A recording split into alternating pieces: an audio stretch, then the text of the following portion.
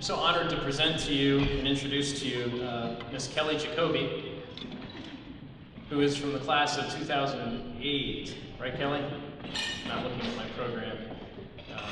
Kelly also really grew up at Coventry, was in homes and cars of faculty members along the way if her parents were on business trips or at work. And so she spent many hours at this school. It's been a joy to watch her grow and to see her travel the world in service to Christ. And she now serves him locally, which blesses us tremendously to be able to see her smiling face on a regular basis. Kelly's a graduate of Grove City College, and I'm pleased to introduce you Ms. Kelly Jacoby to share with us next.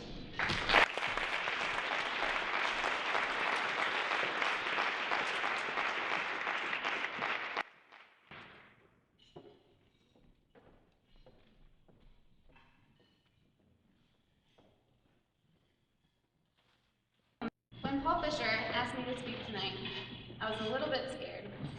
Not really because I was scared to come here and speak in front of everyone, but because the theme tonight, the theme Fearless, is not just some neat topic that you can just talk about. Some of the men Eric Metaxas has written about are some of my own personal heroes.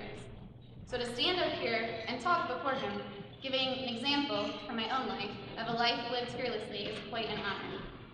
But it's also a challenge.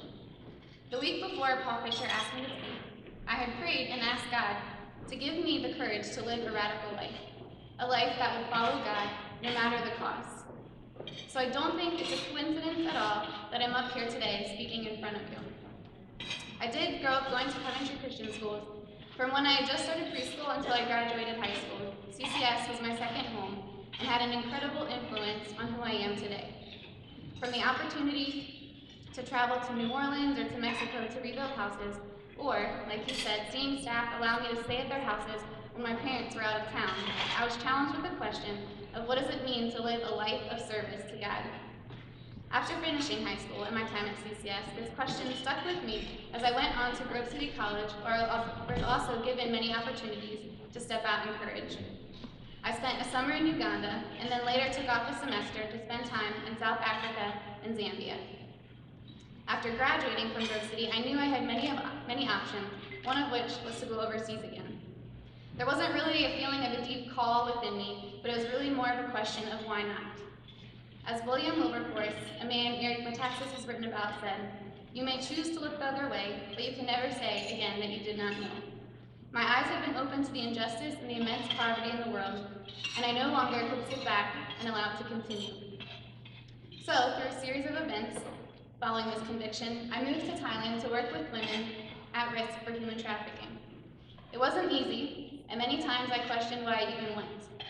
But God's grace worked through me despite my fear and my lack of courage. Currently, I now work locally in a nonprofit organization in Coatesville called Bridge of Hope. They help single mothers and their children who are experiencing homelessness. My primary role is special events coordinator.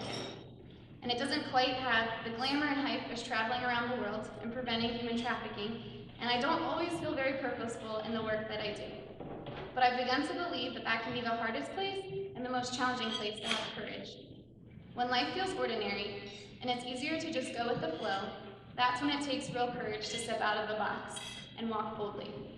I've been reading Eric Metaxas' biography on Dietrich Bonhoeffer, a man who lived a life of radical boldness. A man who knew the cost of the cross and allowed it to change his entire life. The man who said silence in the face of evil itself is evil. God will not hold us guiltless. Not to speak is to speak. Not to act is to act. Living in a world with such injustice and brokenness, yet sitting by immersed in our own activities, looking away is indeed taking action. Yet it's cowardly action instead of courageous. Grace should change us. It should inspire us and motivate us to walk boldly and live courageously.